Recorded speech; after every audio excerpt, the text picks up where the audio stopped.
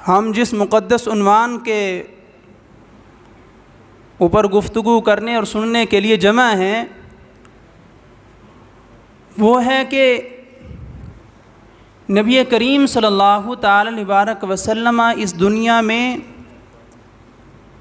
جو مبعوث ہوئے، آپ تشریف لائے، آپ کی آمد کا مقصد کیا ہے؟ آپ کی آمد کا مقصد کیا ہے؟ اگر ہم غور و فکر کریں، ہم تدبر کریں، تفکر کریں تو ہم پر یہ چیز آشکار ہوتی ہے کہ نبی کریم صلی اللہ تعالی علیہ وسلم جو اس دنیا میں مبعوث ہوئے ہیں تو وہ ہمیں مقصد حیات سمجھانے کے لیے اللہ نے اس دنیا میں حضور کو مبعوث فرمایا۔ باقی جس چیز کو آج ہم نے مقصد حیات سمجھا ہوا ہے، اگر حقیقتاً یہی مقصد حیات تھا تو پھر حضور کی تشریف آوری کا کوئی فائدہ ہی نہیں ہے،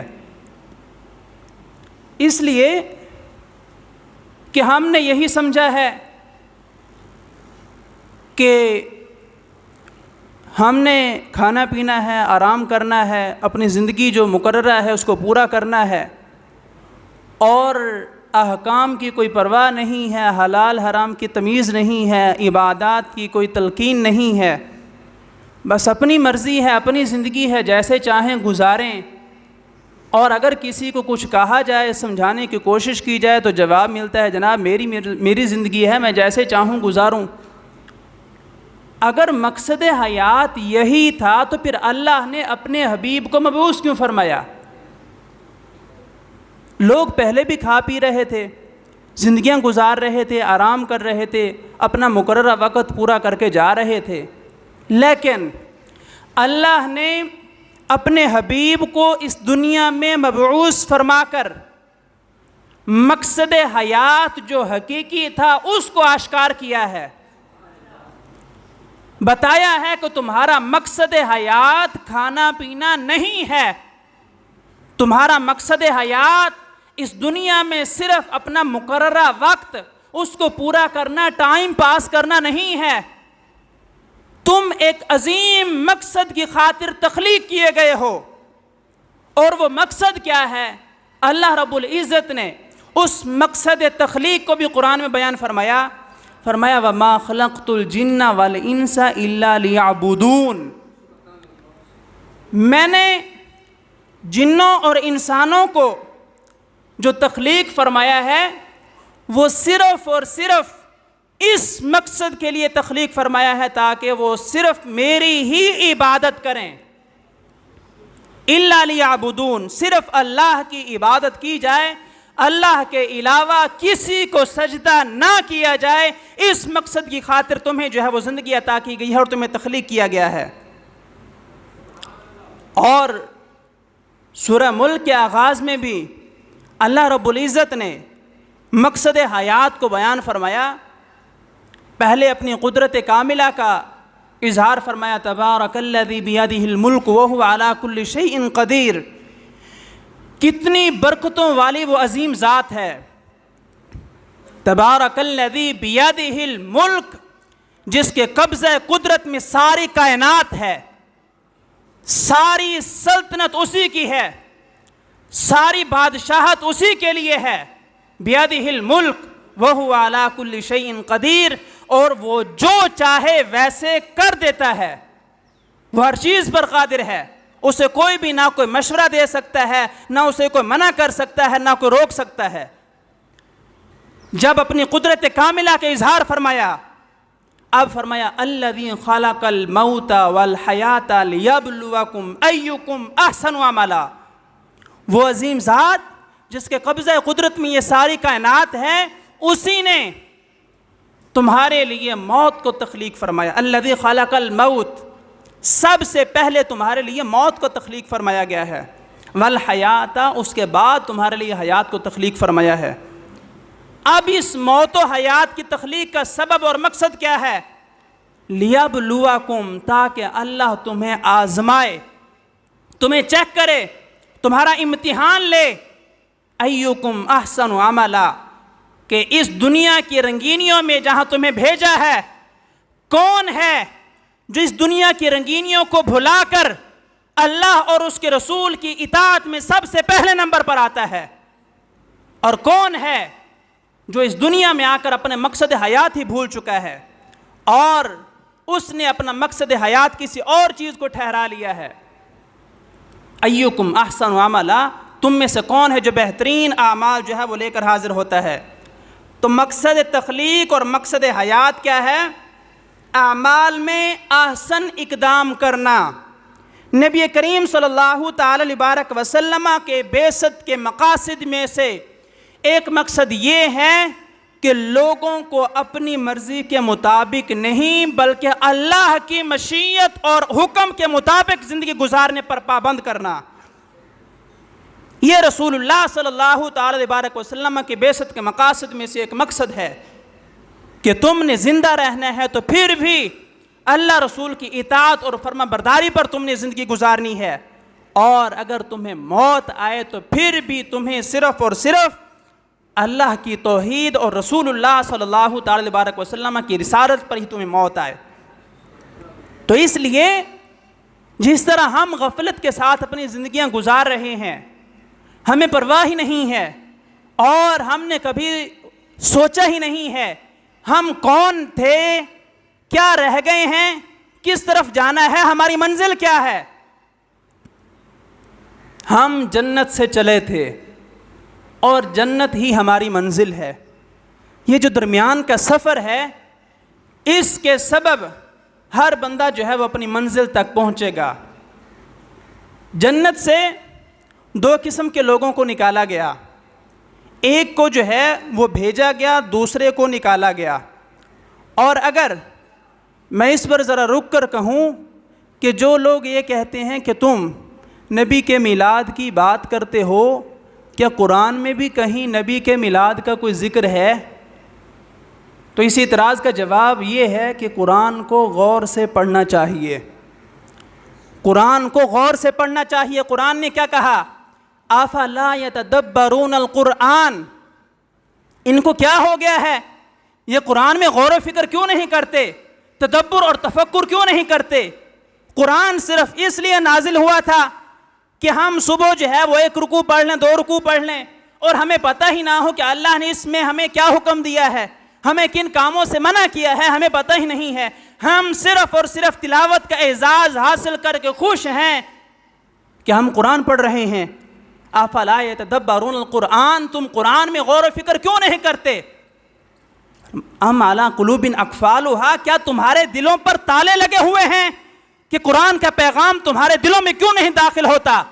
کبھی تم نے اپنے دلوں کو کھول کر، اپنی آنکھوں کو جو ہے وہ کشادہ کر کے، دل و دماغ کو قرآن کی طرف متوجہ کر کے قرآن کو پڑھا ہو تو تمہیں نظر آئے کہ اللہ نے قرآن میں کتنے انبیاء کے میلاد کا ذکر کیا ہے، اور میلاد سے بھی پہلے تخلیق کا ذکر کیا ہے۔ پہلا پارہ ہے وَإِذْ قَالَ رَبُّكَ لِلْمَلَائِكَةِ إِنِّي جَاعِلٌ فِي الْأَرْضِ خَلِيفَةً۔ چونکہ ٹائم صرف 20 سے 25 منٹ بتایا گیا ہے تو میں صرف آپ کو متوجہ کروں گا، باقی آپ نے ترجمہ وہاں سے جو ہے وہ قرآن پاک کھول کے خود پڑھنا ہے۔ وَإِذْ قَالَ رَبُّكَ لِلْمَلَائِكَةِ إِنِّي جَاعِلٌ فِي الْأَرْضِ خَلِيفَةً، یہاں سے جو ہے وہ آپ نے ترجمہ شروع کرنا ہے۔ پڑھیں کہ اللہ نے فرشتوں کے سامنے جب اعلان فرمایا کہ میں زمین میں اپنا نائب آدم علیہ السلام کو بنانے والا ہوں۔ ابھی آدم علیہ السلام کی تخلیق نہیں ہوئی، آدم علیہ السلام ابھی بنے نہیں ہیں، لیکن ان کی تخلیق سے پہلے ان کا فرشتوں کے سامنے چرچا کیا جا رہا ہے، شہرہ کیا جا رہا ہے، اعلان کیا جا رہا ہے۔ اللہ رب العزت خود فرما رہا ہے میں زمین میں اپنا نائب آدم علیہ السلام کو بنانے والا ہوں۔ اور یہاں سے رک کر ایک اور بات بھی کرتا چلوں کہ ہمارے کچھ کم علم حضرات جو ہے وہ آدم علیہ السلام کو گناہگار ثابت کرنے پر بڑا اصرار کرتے ہیں کہ جناب آدم علیہ السلام نے دانا کھایا، گناہگار ہوئے معاذ اللہ اور اس دنیا پر اترے۔ یاد رکھیں کہ انبیاء اور فرشتے معصوم عن الخطا ہیں، انبیاء سے گناہ سرزد ہو ہی نہیں سکتا۔ جس طرح اللہ کے علاوہ کوئی بھی معبود نہیں ہے، ناممکن ہے کہ اللہ کے مقابلے میں کوئی اور معبود آ جائے، اسی طرح انبیاء کا گناہگار ہونا یہ بھی ناممکن ہے، انبیاء سے گناہ سرزد ہو ہی نہیں سکتا۔ آدم علیہ السلام وہ گناہگار نہیں ہیں، کیوں کہ ابھی ان کی تخلیق بھی نہیں ہوئی، ابھی انہیں بنایا بھی نہیں گیا۔ اس سے پہلے ہی کیا کہا گیا؟ وَإِذْ قَالَ رَبُّكَ لِلْمَلَائِكَةِ إِنِّي جَاعِلٌ فِي الْأَرْضِ خَلِيفَةً، اس دنیا میں میں اپنا نائب بناؤں گا آدم علیہ السلام کو۔ ابھی تو آدم علیہ السلام بنے ہی نہیں ہیں، لیکن اس سے پہلے ہی بتا دیا گیا ہے کہ آدم علیہ السلام کو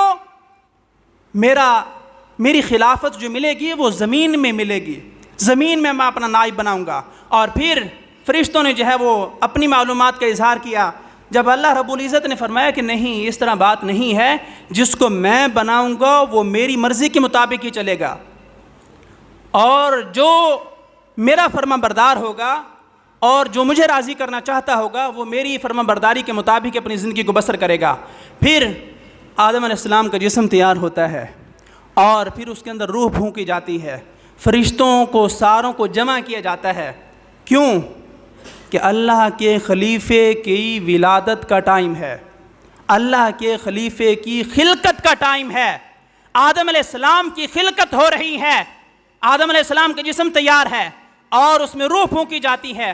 فرشتوں کو کیا کہا کہ جیسے ہی آدم علیہ السلام آنکھ کھولیں، وَإِذْ قُلْنَا لِلْمَلَائِكَةِ اسْجُدُوا لِآدَمَ، سارے فرشتوں کو حکم ہے کہ جیسے ہی آدم علیہ السلام آنکھ کھولیں تم نے ساروں نے سجدہ کرنا ہے۔ تو یہ سب سے پہلے آدم علیہ السلام کی تخلیق کا ذکر قرآن میں ہے، اور ایسے ہی نہیں کہ آدم علیہ السلام کی تخلیق ہوئی اور کسی کو خبر ہی نہیں ہوئی، جس طرح آج لوگ کہتے ہیں کہ حضور کی ولادت کا مہینہ آئے اور گزر جائے، لوگوں کو پتہ نہیں ہونا چاہیے۔ نہیں، اللہ رب العزت نے آدم علیہ السلام کی تخلیق کے ٹائم فرشتوں کو جمع کیا اور باقاعدہ ایک پروگرام بنایا کہ جیسے ہی آدم علیہ السلام آنکھ کھولیں گے تم ساروں نے سجدہ کرنا ہے۔ فسجدوا، سب نے سجدہ کیا، الا ابلیس، سوائے شیطان کے، ابا واستکبر وکان من الکافرین، وہ متکبر ہوا، اس نے انکار کیا کہ میں سجدہ کیوں کروں، خلیفہ ہے تو تمہارا ہے، میں تو جناب آگ سے بنا ہوا، یہ مٹی سے بنا ہوا ہے۔ وہ آگ اور مٹی کے چکر میں پڑا اور کیا ہوا کہ اپنی آخرت خراب کر بیٹھا۔ اب آدم علیہ السلام اور حضرت حوا اللہ کی مشیت اور اپنی تقدیر کے مطابق اس دنیا پر حاضر ہوئے، اور ساتھ شیطان کو بھی اتار دیا گیا کہ تم بھی یہاں سے نکل جاؤ، یہاں سے نکل جاؤ، اور آدم علیہ السلام کو بتا دیا کہ یہ تمہارا دشمن ہے، یہ تمہارا دشمن ہے، تمہاری اولاد کا دشمن ہے۔ قرآن کریم میں بار بار اس چیز کو بیان کیا گیا ہے کہ یہ تمہارا کھلا دشمن ہے، تم نے ہر وقت اس سے بچنے کی کوشش کرنی ہے۔ تو دو قسم کے لوگ وہاں سے آئے۔ اب جو لوگ آدم علیہ السلام ان کی اطاعت فرما برداری ان کے پیغام کے مطابق زندگی گزاریں گے، وہ آدم علیہ السلام کے اصل مسکن، اصل منزل جنت میں پہنچیں گے۔ اور دوسرا شیطان اترا، جو شیطان کے راستے پر چلیں گے، شیطان آگ سے تخلیق ہوا اور آگ ہی اس کا ٹھکانہ ہے، آگ ہی اس کا ٹھکانہ ہے۔ تو جو شیطان کے راستے پر چلیں گے وہ آگ تک ہی پہنچیں گے اور ان کا ٹھکانہ بھی جہنم ہی ہوگا۔ تو یہاں پر دنیا میں ہمیں جو بھیجنے کا مقصد ہے وہ یہ ہے کہ ان الدنیا دار المحنت والفرار، یہ دنیا محنت کا گھر ہے، جو بیج بو گے اسی کے مطابق تم فصل کاٹو گے، اچھے اعمال اختیار کرو گے اچھا انجام ہوگا، برے اعمال میں اپنی زندگیوں کو برباد کرو گے، آخرت میں مایوسی اور یاس اور پشیمانی کے علاوہ کچھ بھی ہاتھ نہیں آئے گا۔ کیوں؟ کہ یہ دنیا ہی محنت کا گھر ہے اور گزر جانے کا یہ راستہ ہے۔ وَالْعُقْبَى دَارُ الرَّاحَةِ وَالْقَرَارِ، آخرت جو ہے مومن کے لیے وہ راحت کا گھر ہے، چین کا گھر ہے اور قرار کا گھر ہے۔ اب نبی کریم صلی اللہ تعالی وبارک وسلم اس دنیا میں مبعوث ہوئے تو حضور نے ان راستوں کی نشاندہی فرمائی کہ جن راستوں سے آپ جنت تک پہنچیں۔ صاف صاف ساتھ یہ بھی بتایا شیطان تمہارا دشمن ہے، تمہارے باپ کا دشمن تھا، تمہارے ساتھ بھی دشمنی جو ہے وہ لے رہا ہے، تو اس سے اگر تم بچو گے تو تم جنت تک پہنچو گے، اور اگر اسی کو راضی کرنے میں لگے رہے اور اللہ رسول کی پرواہ نہ کی تو جہاں یہ جائے گا وہیں تم جاؤ گے۔ اور اگر تم نے آدم علیہ السلام کے طریقہ توحید پر استقامت اختیار کی اور رسالت کا اقرار کیا تو جو ٹھکانہ آدم علیہ السلام کا ہوگا ان کی پیروی اور ان کی اقتداء، ان کی اطاعت کی وجہ سے تم بھی وہیں جاؤ گے۔ تو نبی کریم صلی اللہ تعالی علیہ وسلم نے اس دنیا میں مبعوث ہو کر ان چیزوں کو بتایا ہے کہ جن چیزوں سے انسان کو اللہ کا قرب نصیب ہوتا ہے، جن چیزوں سے انسان کو جو ہے وہ سیدھا راستہ نصیب ہوتا ہے، جن چیزوں سے انسان کو منزل مقصود جو ہے وہ صحیح اس کا تعین ہوتا ہے۔ اسی وجہ سے اللہ نے جو نماز فرض کی ہے ہم پر، ہر رکعت میں ہم پڑھتے ہیں ایاک نعبد و ایاک نستعین اہدنا الصراط المستقیم، اس کے بعد صراط الذین انعمت علیہم، ہمیں پہلے سیدھا راستہ عطا فرما، اہدنا الصراط المستقیم، ہمیں سیدھے راستے پر چلا۔ وہ سیدھا راستہ کیا ہے؟ کہ ہم اللہ رسول کی اطاعت کے راستے پر ایسے گامزن ہوں کہ شیطان جب بھی ہم پر وار کرنے آئے ہمیشہ مایوس ہی لوٹے۔ یہ ہے اہدنا الصراط المستقیم۔ ہماری پیشانیاں جب بھی جھکیں اللہ کے سامنے جھکیں، کبھی بھی ہم اللہ کے علاوہ کسی کو سجدہ نہ کریں۔ اور میں نے پہلے بھی بارہا میں تو یہ اعلان کر رہا ہوں کہ اہل سنت کا عقیدہ یہی ہے کہ اللہ کے علاوہ کوئی بھی سجدے کا مستحق نہیں ہے۔ جو لوگ مزارات پر جا کر سجدے کرتے ہیں اہل سنت کا ان کے ساتھ کوئی تعلق نہیں ہے۔ کیوں؟ کہ آدم علیہ السلام سے یہ نظام چلا۔ جب آدم علیہ السلام نے اللہ کے علاوہ کسی کو سجدہ نہیں کیا تو ہم ان کی اولاد ہونے کے ناطے ہم جو ہے وہ اللہ کے علاوہ کسی کو سجدہ کیسے جائز قرار دے سکتے ہیں؟ اور اگر اللہ کے علاوہ کسی کو سجدہ جائز ہوتا، نبی کریم صلی اللہ تعالی علیہ وسلم نے ارشاد فرمایا تو میں بیویوں کو حکم دیتا کہ وہ اپنی خامدوں کو سجدہ کریں، لیکن اللہ کے علاوہ کسی کو سجدہ جائز نہیں ہے، اس لیے خامدوں کی اطاعت ہوگی، سجدہ خامد کو بھی جائز نہیں ہے، سجدہ انبیاء کو بھی جائز نہیں ہے۔ جب صحابہ کرام نے نبی کریم صلی اللہ تعالی علیہ وسلم سے سوال کیا یا رسول اللہ ہم کیسر و کسریٰ گئے ہیں، دیگر بادشاہوں کے پاس گئے ہیں، حضور ان کی رعایا انہیں سجدہ کرتی ہے، آپ ہمیں اجازت دیں ہم آپ کو سجدہ کریں کہ آپ اس دنیا میں سب بادشاہوں سے بڑھ کر بادشاہ ہیں۔ تو حضور نے کیا ارشاد فرمایا؟ فرمایا نہیں، سجدے کا مستحق صرف اور صرف اللہ ہے، اللہ کے علاوہ کوئی بھی سجدے کا مستحق نہیں ہے۔ تو نماز میں اہدنا الصراط المستقیم کا جو اقرار ہے، دعا ہے کہ ہم سیدھے راستے پر چلیں گے، تو ہمیں سیدھے راستے پر چلا۔ لیکن اگر نماز کے بعد ہم اقرار تو کر چکے نماز میں ہم سیدھے راستے پر چلیں گے، اور راستہ کن کا ہے؟ صراط الذین انعمت علیہم، وہ مقدس لوگ جن پر تو نے انعام فرمایا ہے، ہمیں ان کے راستے پر چلا۔ اور انعام یافتہ کون ہیں؟ نبیین ہیں، صدیقین ہیں، شہداء ہیں، صالحین ہیں، اولیاء ہیں، یہ انعام یافتہ لوگ ہیں، ہمیں ان کے راستے پر چلا۔ نماز میں یہ اقرار ہے، یہ دعا ہے، لیکن اگر نماز کے بعد اپنے آپ کو بندہ گناہوں سے نہیں روک پاتا تو وہ جھوٹا ہے، وہ جھوٹ بول رہا ہے، وہ اپنے آپ کو دھوکہ دے رہا ہے۔ نماز میں تو یہ کہتا ہے ہمیں سیدھے راستے پر چلا، میں کوشش کروں گا کہ میں سیدھے راستے پر چلوں گا، ایسے مقدس لوگوں کے راستے پر چلوں گا جن پر تیرا انعام ہوا۔ اور اگر نماز کے بعد وہ اپنے آپ کو جو ہے وہ برائی سے نہیں روکتا تو وہ اپنے آپ سے دھوکہ کر رہا ہے۔ کیوں؟ کہ قرآن کہتا ہے ان الصلاۃ تنہی عن الفحشاء والمنکر، نماز مسلمانوں کو، پڑھنے والوں کو، مومنین کو برائی سے بھی منع کرتی ہے، بے حیائی سے بھی منع کرتی ہے۔ لیکن اگر نماز بھی ہے ساتھ برائی بھی ہے تو یہ مت سمجھیں کہ ہم نمازی ہیں، یہ نماز اگر آپ کو برائی سے نہیں روک رہی تو یہ آپ کی نماز نہیں ہے۔ اگر نماز پڑھنے کے بعد بھی وہی گناہوں کا ذہن ہے، وہی نیکی سے دوری ہے، وہی شیطان ہمارے دماغوں پر حاوی ہے تو یہ نماز نہیں ہے۔ نماز تبھی نماز ہوگی کہ جب آپ نماز پڑھ کر نکلیں، آپ کی نگاہیں جھکی ہوئی ہوں، آپ کا دل جو ہے وہ اللہ کے خوف سے لرزا ہو، اور خوف خدا میں آپ کی آنکھوں سے آنسو جو ہیں وہ جاری ہوں، اور آپ جو ہے وہ اپنے آپ کو گناہوں سے اتنا دور کریں، اتنا جو ہے وہ گناہوں کو برا سمجھیں۔ صحابہ کرام کا یہ نظریہ اور یہ عقیدہ تھا۔ کئی صحابہ کرام جو ہے وہ یہ کہا کرتے تھے کہ آخرت کا معاملہ اتنا سخت معاملہ ہے، حالانکہ اللہ نے کے رسول نے انہیں دنیا میں ہی جنت کے سرٹیفکیٹ عطا فرمائے ہیں کہ آپ پکے جنتی ہیں، آج کے بعد آپ جو مرضی عمل کریں لیکن آپ کو کوئی بھی عمل نقصان نہیں دے گا، آپ جنتی ہیں۔ لیکن اس کے باوجود ان صحابہ کا طریقہ کیا ہے؟ کوئی یہ کہتا ہے کاش میں ایک تنکا ہوتا، کبھی مجھے ہوا جو ہے وہ ادھر اڑا کر لے جاتی، کبھی ادھر اڑا کر لے جاتی، اور مجھے اللہ کے سامنے کھڑے ہو کر حساب نہ دینا پڑتا۔ کوئی یہ کہتا ہے کاش کہ میں پرندہ ہوتا اور ویسے ہی میں مر جاتا اور مجھے اللہ کے سامنے حساب و کتاب نہ دینا پڑتا۔ وہ جانتے تھے، انہوں نے رسول اللہ صلی اللہ تعالی وسلم سے مقصد حیات کو سیکھا تھا، اس لیے ان کا مرنے کے بعد کی جو زندگی ہے اس پر اتنا پختہ ایمان تھا کہ وہ اللہ کے سامنے اپنے آپ کو کھڑا ہونے اور حساب و کتاب کے لیے پیش ہونے کے لیے کتنے خوف زدہ تھے۔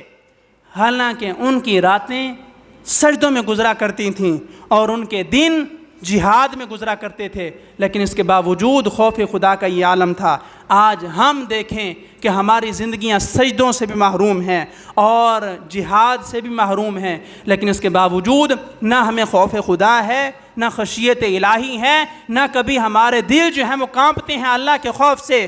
ہم اپنی ہی ایک عجیب ہی زندگی گزار رہے ہیں۔ تو میرے بھائی، اللہ کے رسول جو اس دنیا میں مبعوث ہوئے ہیں، حضور نے جس طرح زندگی گزارنی چاہیے تھی ویسے زندگی گزار کے دکھایا ہے۔ اسی وجہ سے اللہ رب العزت نے قرآن کریم میں ارشاد فرمایا لَقَدْ كَانَ لَكُمْ فِي رَسُولِ اللَّهِ أُسْوَةٌ حَسَنَةٌ، تم اگر کامیاب زندگی گزارنا چاہتے ہو تو تمہیں صرف ایک ہی زندگی تمہارے لیے اسوہ حسنہ ہے۔ وہ کون سی ہے؟ رسول اللہ صلی اللہ تعالی وسلم کی مبارک زندگی۔ اور حضور کی مبارک زندگی کیا ہے؟ اعلان نبوت سے پہلے بھی حضور خلوت نشین رہا کرتے تھے اور غاروں میں جاتے، اللہ کی عبادت میں مصروف رہتے۔ یہ حضور نے اپنے اعلان نبوت سے پہلے کا ہمیں درس دیا ہے کہ میں اگر خلوت اختیار کرتا ہوں، اپنی خلوت میں اللہ کی عبادت کرتا ہوں، تو تمہیں بھی میرے اسوہ حسنہ پر عمل کرتے ہوئے اپنی خلوتوں کو اللہ رسول کی اطاعت میں گزارنا چاہیے۔ یاد رکھیں، معاشرہ اس وقت تک برائی سے نہیں بچتا، معاشرے میں اس وقت تک جو ہے وہ نیکی کا فروغ نہیں ہوتا جب تک لوگوں کی خلوتیں پاکیزہ نہ ہوں۔ خلوتیں پاکیزہ نہیں ہیں، جلوتوں کی پاکیزگی سے کچھ بھی نہیں ہونے والا۔ اپنی خلوتوں کو پاکیزہ کریں۔ اللہ کے رسول نے جو زندگی گزارنے کا طریقہ بتایا ہے اس کے مطابق اپنی زندگیوں کو گزاریں۔ میلاد النبی صلی اللہ تعالی وسلم کا یہی پیغام ہے کہ حضور کے اسوہ حسنہ کو قبول کیا جائے۔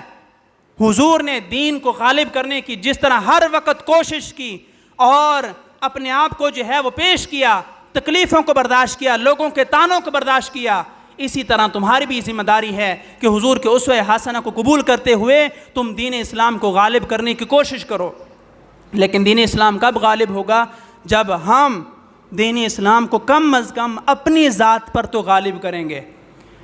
جب ہم اپنی ذات پر غالب کریں گے تو پھر ہی بات بنے گی نا، پھر ہی ہم کہہ سکیں گے بھائی ہم نے تو اپنے اوپر اسلام کو نافذ کر لیا ہے، اب لوگوں کو بھی چاہیے کہ وہ اپنے اوپر اسلام کو نافذ کریں۔ لیکن ایسے تو نہیں ہوتا کہ ہم خود جو ہے وہ اسلام پر عمل نہ کریں اور کہیں کہ لوگ جو ہے اسلام پر عمل کرنا شروع کر دیں، ایسے تو بات نہیں بنتی۔ ہر مسلمان کی ذمہ داری ہے، مسلمان کی ذمہ داری ہے کہ وہ حضور کے اسوہ حسنہ کو اپنائے۔ حضور نے جو فرمایا ہے اس پر عمل کیا جائے، حضور نے جس چیز سے منع کیا ہے اس سے باز رہا جائے۔ اور نماز مومن کی معراج ہے، نماز دین اسلام کا ایک بنیادی جو ہے وہ ستون ہے۔ جس کے پاس نماز نہیں اس کے پاس کچھ بھی نہیں ہے۔ نماز کی پابندی کریں، نماز پڑھیں گے تو برائی سے بچیں گے۔ اور اگر کوئی یہ کہے میں تو برائی کرتا ہی نہیں ہوں تو میں نماز کیوں پڑھوں، تو یہ سب سے بڑی برائی یہی ہے، سب سے بڑی برائی یہی ہے کہ بندہ نماز نہ پڑھے۔ نماز کی پابندی کریں، نماز کا جو ہے وہ اہتمام کریں، اور پھر اس کے بعد جو حضور نے نیکیوں کا حکم دیا ہے، پاک دامنی پاکیزگی والی زندگی کو اختیار کریں۔ چند دن آپ شیطان کے بہکاوے میں آ کر اپنی مستقبل کو، اپنی منزل مقصود کو جو ہے وہ خراب نہ کریں، اپنی زندگیوں کو پاکیزہ بنائیں اور اپنی نظروں کو جھکا کر رکھیں۔ اور اس پر میں آپ کو بشارت دوں کہ نبی کریم صلی اللہ تعالی بارک وسلم، آج کل مسئلہ یہ ہے کہ اس طرح کے احکام بیان نہیں ہوتے اور نہ ہم سننا پسند کرتے ہیں۔ کیوں کہ ہمیں تو شرم آتی ہے، بیان کرنے والے کو بھی شرم آتی ہے، سننے والے کو بھی شرم آتی ہے، لیکن جب تک بتایا نہیں جائے گا معاشرے میں پاک دامنی نہیں آئے گی، حیا جو ہے وہ اس کا فقدان ہوتا چلا جائے گا۔ حضور نے کیا فرمایا؟ فرمایا کہ اگر کسی مسلمان بندے کی کسی غیر محرم عورت پر نگاہ پڑ جائے اور وہ فوراً اپنی نگاہ کو چھٹک دے اللہ کے خوف سے، اللہ رب العزت اس کو اس کے دل میں عبادت کی لذت اور شوق کو پیدا فرما دے گا۔ پھر یہ جو کہتے ہیں نماز پڑھنے کا دل نہیں چاہتا، نماز پڑھنے کا ارادہ نہیں ہے، دل نہیں کرتا قرآن پڑھنے کا، کیوں کہ نگاہیں پاکیزہ ہوں گی، دل پاکیزہ ہوگا، دماغ پاکیزہ ہوگا، تو یہ نور ہمارے دل و دماغ میں اترے گا۔ لیکن اگر برتن صاف نہیں ہوگا، گندے برتن میں آپ دودھ ڈالنا گوارا نہیں کرتے، اللہ کا نور جو ہے وہ گندے برتن میں کیسے سما سکتا ہے؟ تو اپنی نگاہوں کو جھکا کر رکھیں، اپنی نگاہوں کو پاکیزہ رکھیں، اور ہم حضور کے غلام ہیں، ہماری منزل مقصود جنت ہے۔ ہم نے شیطان کے بہکاوے میں آ کر خود کو جہنم کے حوالے نہیں کرنا۔ کسی بھی عمل کرنے سے پہلے ہمیں سوچنا چاہیے کہ ہمارے اس عمل کی وجہ سے حضور کو خوشی ہوگی یا حضور کو تکلیف ہوگی۔ حدیث پاک میں ہے، فرمایا کہ تمہارے اعمال مجھ پر پیش کیے جاتے ہیں، میرے وصال کے بعد تمہارے اعمال مجھ پر پیش کیے جائیں گے، میں اچھے اعمال دیکھوں گا تو خوش ہوں گا۔ آپ کو نماز پڑھنے سے آپ کو تو خوشی جو ہوتی ہے وہ ہوتی ہی ہے، آپ کی نماز سے حضور خوش ہوتے ہیں۔ قرۃ عینی فی الصلاۃ، نماز میں میری آنکھوں کی ٹھنڈک رکھ دی گئی ہے۔ اگر آج صدیوں بعد آپ اپنے نبی کی آنکھوں کو ٹھنڈا کرنا چاہتے ہیں، نماز کی پابندی کریں۔ اور یہ نماز نہیں ہے کہ آپ کو اساتذہ گھیر کر لے جائیں بھائی نماز پڑھیں۔ نماز وہ ہے کہ اقیم الصلاۃ، اللہ کا حکم ہے، مجھے چاہے کوئی کہے چاہے نہ کہے میں نے نماز پڑھنی ہے۔ یہ ہے اطاعت، یہ ہے فرما برداری۔ اور اگر آپ کو کہا جائے چلیں بھی نماز پڑھیں، لازمی طور پر آپ پر لازم ہے، آپ کی حاضری ہوگی، آپ کو جو ہے وہ چیک کیا جائے گا، وہ خوف خدا نہیں ہے، وہ اطاعت نہیں ہے۔ تو اس لیے اپنی زندگیوں کو قرآن و سنت کے نور کے سانچے میں ڈھالیں، اور جتنا عمل صالح اختیار کریں گے اتنا ہی اچھا انجام ہوگا، اتنی ہی اچھی منزل مقصود ہوگی، جنت میں اتنے ہی بلند درجات نصیب ہوں گے۔ اور آخر میں چونکہ میری ذمہ داری ہے کہ اللہ کے فضل سے افتاء کے ساتھ بھی میرا تعلق ہے، فتوے کے ساتھ، تو ایک مسئلہ مجھ پر بیان کرنا لازم ہے کہ ہماری جو بہنیں ہیں ان کی آواز بھی عورت ہے۔ صوت الامراتی عورتن، عورت کی آواز بھی عورت ہے اور اس کا پردہ بھی دین اسلام میں لازم ہے۔ اسی وجہ سے حج اور عمرے کے دوران مسلمان عورتوں کو یہ حکم ہے کہ وہ تلبیہ آہستہ آواز میں کہیں۔ تو آپ نے چاہے نعت پڑھی، اللہ آپ کو سلامت با کرامت رکھے، عزتوں کے ساتھ زندگی گزاریں آپ، لیکن بہرحال عورت کی آواز عورت ہے، غیر مردوں کے سامنے عورت کی آواز بلند کرنا یہ بھی شرع کے خلاف ہے۔ اللہ رب العزت دین کی صحیح سمجھ عطا فرمائے، اس کے مطابق مجھے